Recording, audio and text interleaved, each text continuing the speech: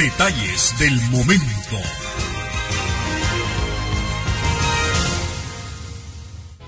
Muy buenos días, amigos televidentes de Detalles del Momento. Gracias por esta su sintonía nacional. Estamos arrancando semana este 3 de agosto de 2020. Gracias a usted por estarnos también en este momento conectándose a través de nuestra red de Facebook Live. Puede sintonizarnos a la hora que usted lo desee, en el horario que usted lo prefiera, a través de nuestra plataforma digital en YouTube, en horario de 4 a 5 de la tarde, a través de la poderosa señal de Radio 800, o si usted lo prefiere, tranquilamente de 8 a 9 de la noche, a través de Canal 15 de televisión. Arrancamos semana. Comenzamos a transitar sobre estos primeros días del mes de agosto. Y si usted se lo propone junto con nosotros, podemos hacer que estos próximos días laborales sean condescendientes, podamos abonar un poco a la esperanza y al desarrollo de este país, a pesar de las situaciones que podamos encontrarnos en el camino, de esos obstáculos de los que está preñada la vida, pero obstáculos al final que cuando los vencemos nos damos cuenta que son razones para que entendamos que al final terminan siendo bendiciones de Dios. Gracias por estar con nosotros. Hoy estaremos abordando temas fundamentalmente económicos. Nos estará acompañando Iván Acosta, ministro de Hacienda y Crédito Público. Estaremos hablando de la visión que los organismos multilaterales financieros tienen de una Nicaragua que está ejecutando transparentemente nuestro presupuesto y el cómo se privilegian los proyectos sociales para que usted tenga hospitales, tenga educación, tenga escuelas, tenga comunicaciones y todo lo que representa la verdadera democracia social que estamos construyendo en esta Nicaragua, bendita por la gracia de Dios. Mientras tanto, quédese con nosotros que nos vamos a nuestro acostumbrado comentario editorial. Ojo avisor. La brutalidad es la negación total de la inteligencia. La sinrazón es el camino directo a la locura.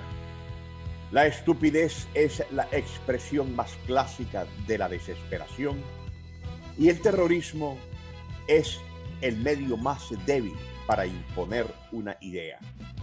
Y todos esos factores juntos representan únicamente la personificación del fracaso y la derrota. Existen quienes son todo eso. Son miserias humanas que tienen una visión dislocada de los valores que deben regir el ser de las personas. Son desalmados que miden su valentía por la capacidad que tengan por infringir dolor a quienes ven como sus enemigos. Y eso pasa cuando en la ejecución perversa se convierten en demonios y se liberan para cometer los actos más deplorables contra pueblos y contra sociedades sobre las que lanzan indiscriminadamente dosis letales de odio que desequilibran devastadoramente, porque los daños directos o colaterales no calculan de ninguna manera el impacto del acto criminal. Desde hace un poco más de 2 años, a partir de aquel 18 de abril de 2018, Nicaragua despertó sobresaltada por los efectos de una pesadilla solo propia de una película de terror y que por lo que vemos no termina. Seguimos la inmensa mayoría de este pueblo siendo víctima de un terrorismo que quiere establecerse como un imperio diabólico que después de asaltar el poder no tiene otra cosa en mente que la aniquilación democrática de la inmensa mayoría de los nicaragüenses por parte de una minoría totalmente loca que piensa que como agenda fundamental tiene por misión exterminar al sandinismo. Venimos los que hablamos de amor, paz, respeto, honor, dignidad, solidaridad y cristianismo, de sentir en carne propia campañas reinventadas y refritas que se agarran de cualquier cosa para dar rienda suelta a lo que el terrorismo llama imaginación, para disparar contra la estabilidad del país y crear condiciones para llevarnos otra vez a aquellos días oscuros del 18 de abril de 2018, porque eso es en lo que les ordenó el amo imperial, que tiene trazado todo un plan para derrocar al gobierno constitucionalmente electo de Nicaragua. Pues así lo revela un documento que el mismo oposicionismo se encargó de filtrar.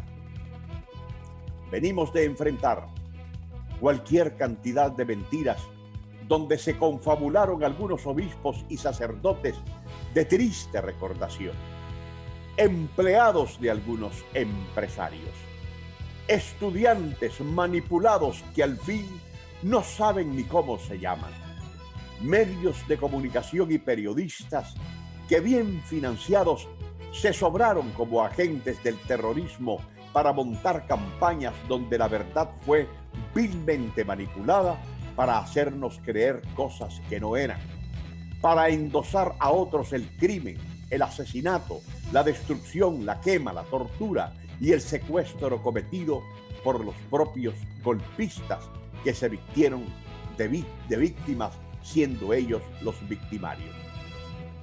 De todo lo que afirman, aquí hay evidencias que sobran y hay gente tan necia y tan soberbia que no se ve más allá de ellos y se creen sabios cuando solo son pobres hombres y mujeres desventuradas que quedaron desnudos delante de la inteligencia que los observa hasta con lástima y con pesar, porque al final lo más fácil fue detectar a esa miseria humana. No hay peor sordo que el que no quiere oír. Y la Biblia en los Salmos dejó escrito: tienen oídos y no oirán, tienen narices y no olerán. Estas frases son para los brutos que no se cansan de desbaratar a nuestro país. Es para los cuchitos, las minucias, los bagazos, las charabascas, reductos, fantasmas o como usted quiera llamar a esos tristemente célebres oposicionistas. Ellos lloraron de tristeza cuando la reserva Indio Maíz se apagó. Nunca lograron convencer que su protesta era por las reformas del INSS y que al final fueron revertidas. Marcharon multitudinariamente en la etapa más alta de su mentira y nadie les hizo nada. Quemaron instituciones públicas y privadas para hacer creer que era el pueblo en plena rebelión quien lo hacía, para estimular al ejército y la Policía Nacional para que consumara el golpe. Trancaron al país para estrangular la economía, lo que sí lograron, y por encima de eso, fuimos a un diálogo diseñado por la Iglesia Católica para que fracasara. Y nunca, a pesar de la mano que descaradamente le sigue dando el imperio y sus organismos hemisféricos, lograron nada. Porque al inicio fueron manipulados. Con el paso de los meses, toda esa gente se dio cuenta de la gran mentira. Y los que nunca les creímos, al final los terminamos venciendo porque siempre tuvimos la razón. Los nicaragüenses, hablo de la inmensa mayoría, vamos a estar ojo a visor para que estas cosas que ya sucedieron no vuelvan a suceder. Que haya un plan de la Embajada Americana para derrocar al gobierno constitucionalmente electo de Nicaragua no es ninguna noticia. No es nuevo, ni lo será nunca, en tanto cualquier país del mundo tenga por presidente y por partido a una visión de izquierda para sus naciones, porque Estados Unidos, que es el verdadero enemigo de la humanidad, el virus que siempre ha estado aniquilando al planeta, porque como principal violador de los derechos humanos del mundo cree que es el gran juez que puede decidir sobre la vida y hacienda de los seres humanos. Digo todo lo anterior porque el terrorismo en su expresión más brutal hizo gala de su presencia como plato central de los espacios mediáticos fascistas, que listos a la mentira son al final quienes encienden la mecha para que el país agarre fuego. Y el pasado viernes nos estremeció la noticia de las llamas que consumieron el receptáculo de la Catedral de Managua, donde habita la imagen de la sangre de Cristo que terminó carbonizada. Desde cualquier ángulo tendría que condenar un acto que condujera a concluir que esto fue un atentado terrorista, tal y como al peso de la lengua y su calentura política lo afirmó el cardenal Leopoldo Brenes, sin haber antes una investigación que así lo determinara. Yo soy cristocéntrico, no soy católico. Tomé distancia de esta corriente religiosa que cada vez es menos en Nicaragua, porque está totalmente desprestigiada gracias a la cúpula que la dirige. Pero el supuesto acto pirómano me resulta bajo y cochino desde todo punto de vista. Y cuando escuché del más alto jerarca del clero católico que esto había sido un acto terrorista, pensé en la cobardía del pirómano, o de los varios pirómanos, o del autopirómano, que se imaginaron o se inventaron para responsabilizar del hecho al gobierno, pero no contaron con que la policía, con su caracterizada operatividad y profesionalidad, nos desmontaría rápidamente toda esta nueva trama, que por las consecuencias que pudo tener en otros países, merecería mandar a rezar por mentirosos, calumniadores y difamadores a los sotanudos que se prestaron a esta barbaridad que golpeó directamente a su propia feligresía, porque lo destruido es un ícono de su religión. Las redes sociales, que son tierra fértil para quienes quieran dejarse contaminar por el odio, pues al menos yo cuando lo detecto las fumigo bloqueando el virus, aseguraron, tal es el esquema preconcebido, de que quien mandó a pegar fuego a la sangre de Cristo fue el gobierno. Y te lo afirman con convicción y con acentos velados de una campaña que quiso sonar fuerte. Y en primera línea estuvo el partido de papel, la prensa, con un mega reportaje que con las características propias de un guión de Pancho Madrigal sobreabundó en la mentira. Esta fracasada campaña partió del hecho de que, como los cabecillas de la Iglesia Católica, Leopoldo Brenes, Rolando Álvarez, Abelardo Mata y el cabo Silvio Báez y otros sacerdotes fueron las cabezas intelectuales del golpe de Estado del 2018, entonces había que asentar que el gobierno sandinista les estaba pasando la cuenta y para sus efectos mandó a alguien a quemar la capilla que hospeda a la sangre de Cristo. Escuchar un disparate de este calibre es estar frente a una de las tantas expresiones de la estupidez que caracteriza las miserias humanas. Porque lo primero que la lógica impone es encontrar, después de tantas calumnias y difamaciones con que ha sido bombardeado este gobierno y que con mucha sabiduría han logrado ser desmentidas, el beneficio que algo así pueda acarrear para un partido en el poder que paradójicamente ha respondido a cada una de las ofensas y agresiones políticas de algunos obispos de esta maltrecha Iglesia Católica con mensajes de paz y de reconciliación, que me imagino, ante algo así, reaccionan retorciéndose como Drácula frente a una cruz, como las babosas ante un baño de sal o como las conchas negras ante una cascada de limón. Hay muchos elementos fantasiosos que el fascismo mediático explotó aprovechándose del supuesto acto terrorista, pero dejando al margen elementos que, de haber sido efectivo el atentado, más bien hubiese servido para señalarlos a ellos, como por ejemplo la existencia de un patético comediante que ni a sí mismo hace reír y que desde Miami alentó a quemar Nicaragua antes que el FSLN gobernara por 60 años más, solo porque él y los suyos son incapaces de ganar elecciones. Fue interesante que la quema se dio el mismo día que sale a luz un documento donde el imperio devela un plan de 3 opciones para insistir en un golpe de Estado contra el gobierno de Nicaragua. Llama la atención que el hecho ocurre horas antes de que el cardenal Leopoldo Brenes se fuese a entrevistar con Mr. Kevin Sullivan, embajador de Estados Unidos en Nicaragua. Y ahí están fotografiados. Llama la atención que se produce en la previa de un 1 de agosto virtual para que el terrorismo disfrazado de promesante saliera a las calles para protestar por lo que seguramente fueron capaces de hacer ellos mismos.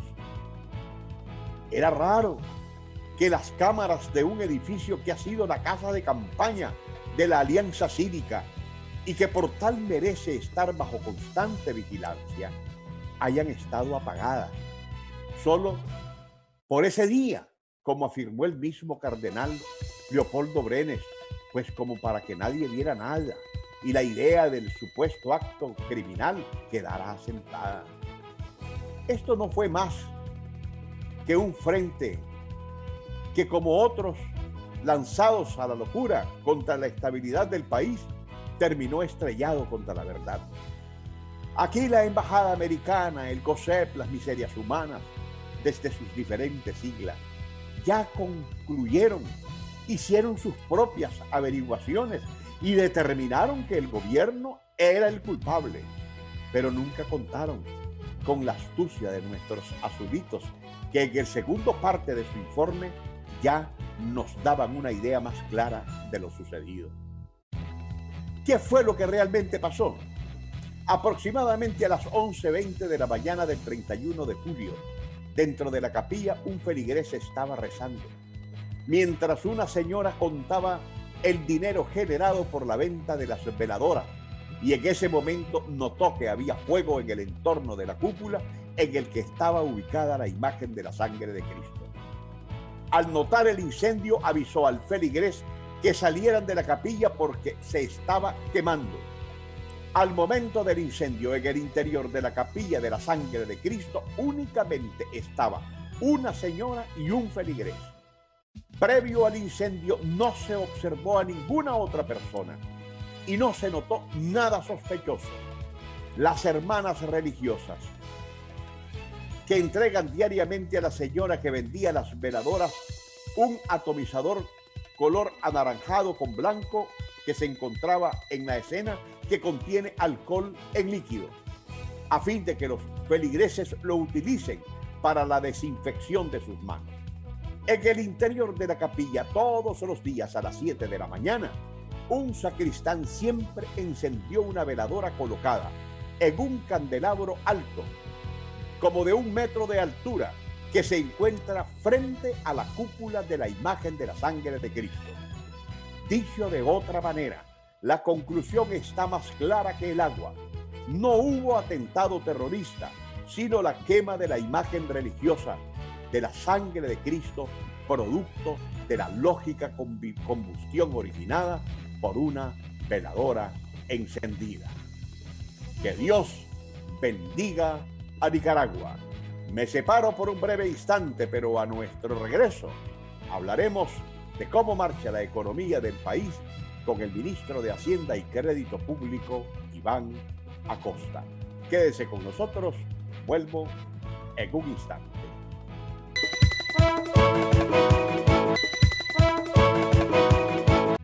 Gracias, amigos televidentes, por continuar con nosotros en Detalles del Momento. Vamos a conversar con el ministro de Hacienda y Crédito Público, Iván Acosta, sobre el desenvolvimiento de nuestra economía vista sobre todo desde la visión que el Banco Mundial tiene sobre la transparencia, sobre la deuda pública y otros elementos fundamentales alrededor de la visión social que en la distribución de nuestras riquezas tenemos en el país para ser condescendientes con aquello de la lucha real y verdadera contra la pobreza. Ministro Acosta, muchísimas gracias por haber atendido nuestra invitación. ¿Cómo estamos en ese particular, ministro? Buenos días, Moisés.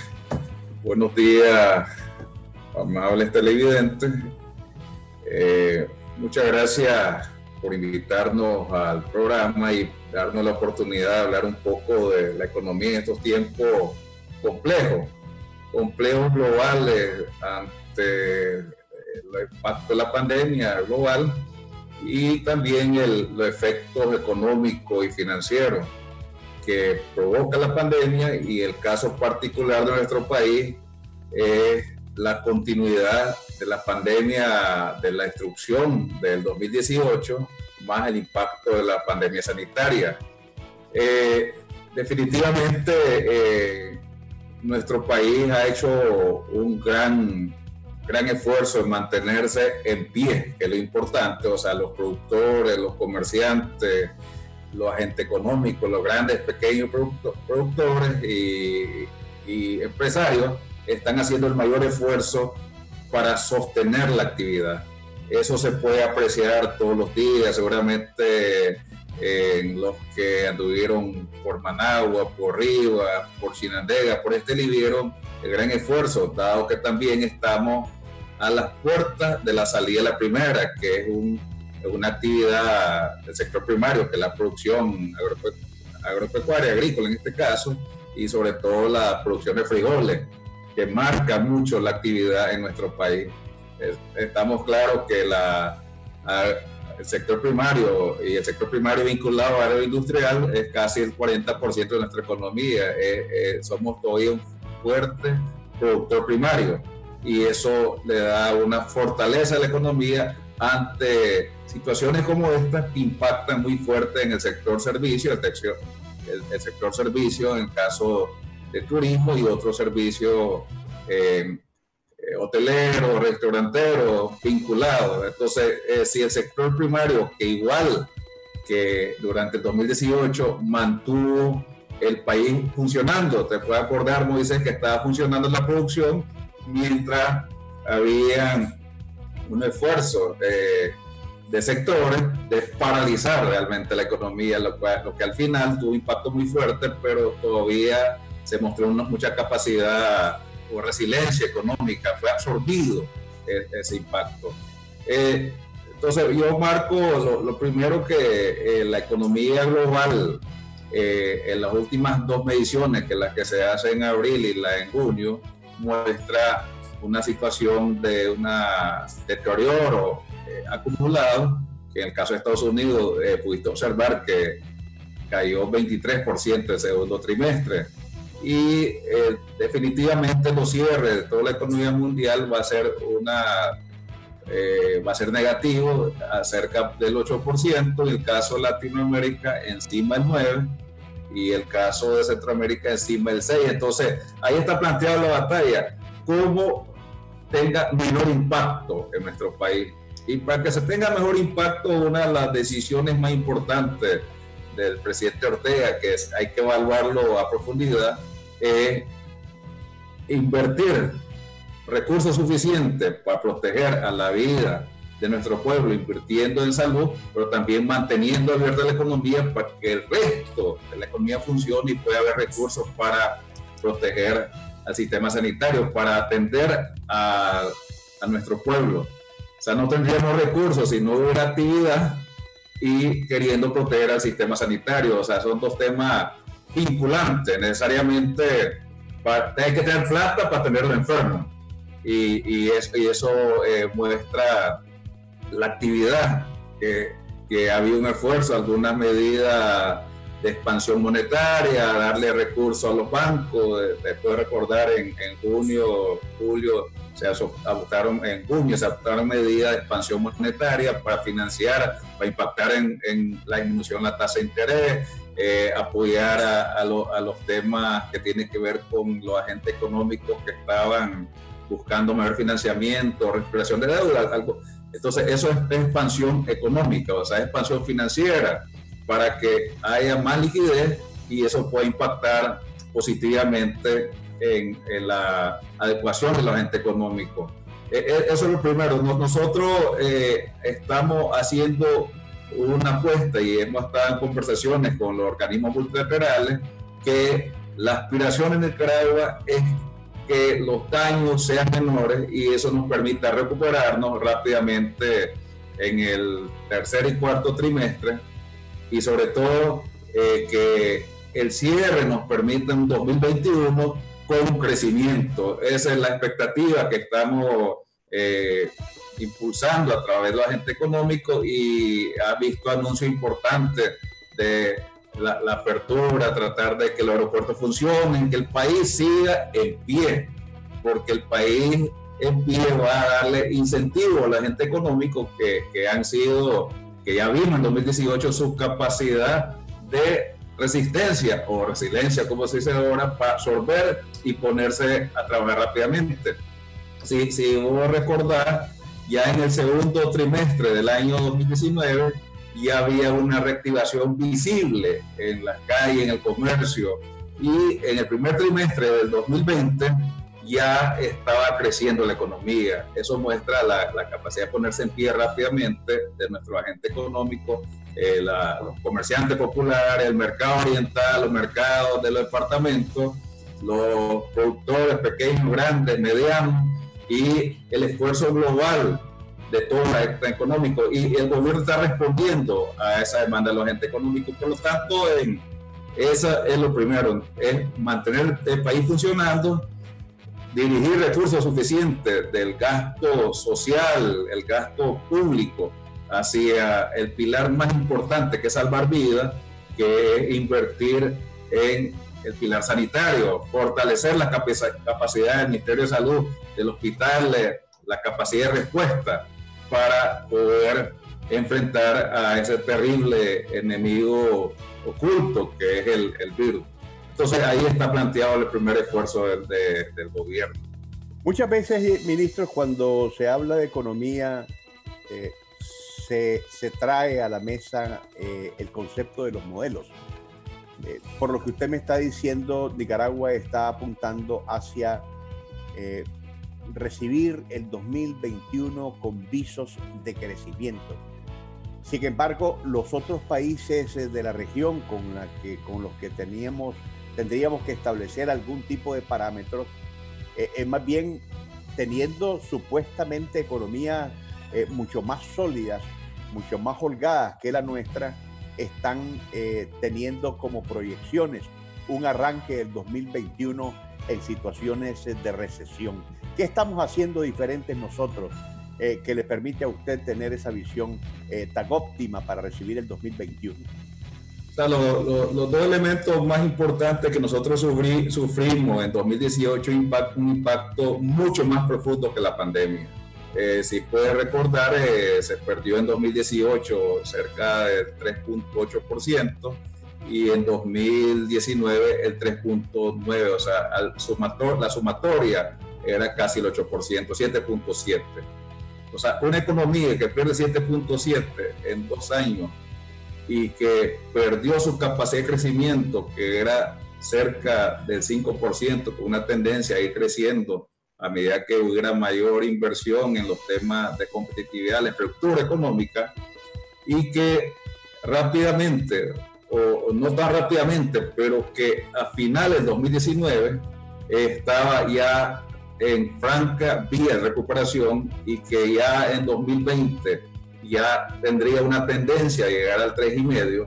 Esa era la tendencia. Después de verlo el primer trimestre, uno dice, el país tiene las bases necesarias para reactivarse lo más rápido posible. Eso es el esfuerzo de los diferentes agentes económicos, y yo lo decía en aquellos días del 2018, los 154,000 ganaderos, independientemente de lo que pase, están cuidando el hato ganadero y están listos para exportar. Abriéndose la frontera, volvían a exportar en esos momentos. Y eso lo puedo observar en 2020 ya, que es el otro elemento, que las exportaciones de la parte, los commodities, como se dice ahora, en la parte definitivamente que es la base central de la economía, que es el café, la carne, la leche, lo que tiene que ver los plátanos, toda la estructura exportadora del país, el modelo llamado tradicional, por decirlo de alguna forma, ha estado creciendo sobre 2 dígitos. Eso es importante en valor y además creciendo también en términos de volumen. Y por otro lado, la estructura industrial, que su principal base exportadora ha sido la zona franca, a pesar del fuerte impacto, está recuperándose rápidamente. Han ido sustituyendo sus actividades, el que producía camisetas, la textilería se está reconvirtiendo rápidamente para atender los temas de la demanda originada de la pandemia, mascarillas, diferentes accesorios. Eso muestra que se ha ido recuperando también el empleo en la zona franca. Eso es datos duros, o sea, se está exportando y además hay un impacto en crecimiento en el primer semestre de la exportación, y eso nos da una buena señal, y la recuperación de la zona franca industriales. Por otro lado, es importante dejar claro, o sea, ya viste algunas noticias que son muy buenas para el país, que el tema de la remesa, que tiene que ver la interconectividad y la gran solidaridad entre la familia de los nicaragüenses que están afuera, que todavía la remesa, al contrario de los pronósticos que iba a haber una caída del 15 al 20%, está evolucionando bien. Eso muestra la gran conexión entre la familia nicaragüense, el que está afuera y el de adentro, porque afuera está muy compleja la situación, pero a pesar de eso, la solidaridad y la responsabilidad con los hijos, con los padres, con los abuelos, eso ayuda a que funcione la economía. Entonces, hay algunas variables que son más complejas, que se recuperen, que tienen que ver con la capacidad del sector turístico, que se reactive. Yo escuchaba en 2019 y todavía al inicio de 2020 que había sectores turísticos vinculados a las políticas, así que no querían que vinieran. Para eso se les cumplió su deseo, porque efectivamente la pandemia cerró los países y ese sector es un poco más complejo, pues es mucho más complejo que se reactive, porque tiene que ver con primero el tema de la vacuna, tiene que ver con la apertura total de los aeropuertos, tiene que ver con la confianza del que se moviliza de un lado a otro a disfrutar de la oferta turística de cada país. Eso va a impactar duramente en Europa, que es el centro turístico más grande, que sea de los países de Francia, Italia, España, que te esperan caer encima del 10%. Estamos claros que ese sector es mucho más complejo.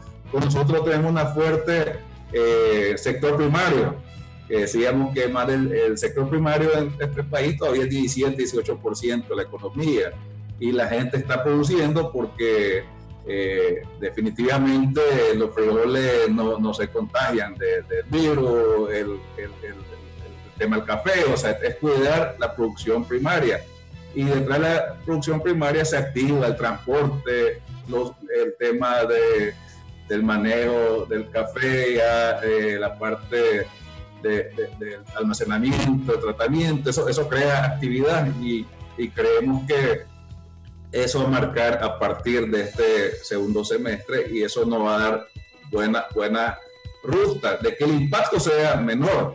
Nosotros no podemos aislarnos, no hay ni una economía, o hay poca economía que van a poder evitar el daño mayor, o todos de alguna forma van a reducir. Hay poca economía que va a estar creciendo al final del 2020, muy poca economía van a tener números positivos al final del 2020.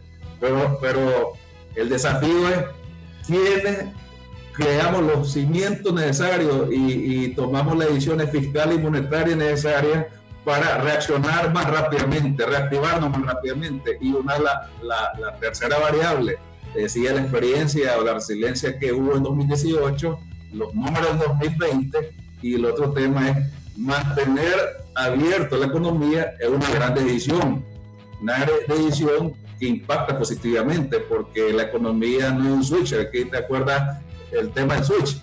Si lo cierra es más difícil volver a abrirlo. Entonces eso definitivamente la resiliencia, los números 2020 que están funcionando mejor que otros lugares, y por otro lado el mantener activo la economía, y sobre todo eso muestra el gran compromiso y la decisión de los agentes económicos, porque el gobierno no produce, pues hay que aclarar, o sea, eso tiene que ver qué están haciendo los ganaderos, qué están haciendo los productores de granos básicos, qué se está haciendo el café, qué se está haciendo en Occidente en el tema de la caña de azúcar, qué se está haciendo. Y sobre eso, ministro, permítame para que irnos a unos cambios comerciales y regresar precisamente con ese tema importante. ¿Qué están haciendo los otros agentes que tienen que ver con la economía más allá del gobierno, que es finalmente un facilitador, no un productor? Quédese con nosotros, ya volvemos. Gracias, amigos televidentes de Detalles del Momento, por continuar con nosotros. Conversamos con el ministro de Hacienda y Crédito Público, Iván Acosta. Usted decía algo importante, ministro, la capacidad de reinventarse, de resiliencia que tienen los sectores que tienen que ver con la economía. Por ejemplo, las zonas francas dejaron de hacer los productos que tradicionalmente producían hacia el exterior para ajustarse a las demandas pandémicas que existen en el país, pero también hablaba y lo remarcaba muy bien, que el gobierno no produce, el gobierno es un facilitador, y quienes lo hacen son entornos importantísimos que son los que realmente generan la riqueza. Y estamos hablando no solamente de grandes empresarios que al final tienen otros tipos de intereses y no necesariamente la economía. Y lo digo porque a veces para esos sectores es más importante hacer política, pero para las pequeñas y medianas empresas que vienen desde abajo con un gran esfuerzo y se resisten a la quiebra, han decidido dar un paso adelante, y creo que en ese sentido hay un gran acento de esta beligerancia de estas pequeñas y medianas empresas en economía nacional, ministro. Definitivamente, cuando estamos hablando de pequeños productores, comerciantes pequeños, algunos micro, que es la gran mayoría, hay que recordar que esta economía, el 70% de la economía está en manos de los pequeños y medianos. Eso es lo primero. Y ese 70% genera el 40% de la riqueza del país. El 40%. Hay mucho que hacer ahí, debería generar más riqueza, y ese es el esfuerzo y el compromiso del gobierno, de ir mejorando la productividad, el enlazamiento, la integración, el encadenamiento de esos negocios para que cada día tenga una mayor participación en la generación de riqueza. El otro elemento, que ese sector o este sector siempre ha estado concentrado en producir, porque no ha acumulado riqueza en los últimos 50 años, más bien ha sido excluido del financiamiento, muchas veces la asistencia técnica, por lo cual necesita trabajar mucho para sostener a su familia. La señora de los nacatamales tiene que sacar los nacatamales todos los viernes. No hay paro para ella, no hay oposicionismo, no hay golpismo. Tiene que trabajar por los 110.000 productores de granos básicos, por los 44.000 productores de café, o los 154.000 productores de ganado, de la ganadería, de carne y leche. Definitivamente es importante y es fundamental en una economía que los pequeños, medianos y también los grandes, pero sobre todo los pequeños, medianos y pequeños micro, estén activos, porque eso es lo que asegura la seguridad alimentaria, asegura recursos para la demanda doméstica, y además contribuye en la exportación que genera la divisa para sostener el país. nosotros, cuando te decía que en 2018 se puede observar muy bien cómo funciona y cómo ha venido funcionando durante el 2019, volviendo a la reactivación y recuperación rápidamente, que nos daba unos pisos de crecimiento en 2020, eso crea una gran confianza. Pero hay otro elemento importante. Estos sectores están distribuidos en todos los municipios, están en todas las geografías, o sea, no están concentrados en el corredor del Pacífico, sino están en las minas, en Tortuguero, La Cruz, o sea, le da vida al municipio o al territorio. Eso es importante, o sea, porque muchas veces tenemos la visión que la economía está concentrada solo, y tal vez algunos de los productos exportadores clásicos están en Occidente o vinculados al corredor Pacífico, pero estos agentes económicos sí están distribuidos totalmente en el país, o sea, es lo que hace que funcione municipios muy pequeños. Ucragil, o sea, seguramente no te sonaba antes la carretera, pero ya ese municipio está vinculado a La Palma, está vinculado a Café Robusta, y antes no era un municipio notorio, pues no era, diríamos, León y Chinandega, pues lo que es lo clásico. Y así va, igual vas a encontrar el tema Nueva Guinea, que suena por su producción agrícola, fundamentalmente ahí en la producción de apante, en frijoles, o Ciuna y el mismo corredor de Modelo Puey, la zona del ayote, el impacto en la carne. Estás hablando de gente que no participa de la politiquería, no participa del oposicionismo, ellos tienen su preferencia política y partidaria y lo ejercen el día de las elecciones, pero no están ni en golpismo, ni en politiquería, ni en posicionismo, y no están haciendo ruido, sino están trabajando por el bien del país. Eso es una gran fortaleza. Pero hay otro elemento que quiero dejártelo ahí, es que el gobierno está haciendo la parte que le corresponde, o sea, en lo que tiene que facilitar, asistir, mover al INTA, mover al MEFCA, buscar los recursos para los pequeños, para los micros, el financiamiento, los paquetes tecnológicos, para transferir recursos a la sociedad. Como te acordás, el bono productivo, eso fue transferir más de $100 millones a la sociedad en cerdos, en gallinas, en material vegetativo, hasta las vaquitas. Pero también el gobierno ha asegurado en los últimos años un tema muy importante, que es reducir la pobreza, que eso crea mejores condiciones para trabajar.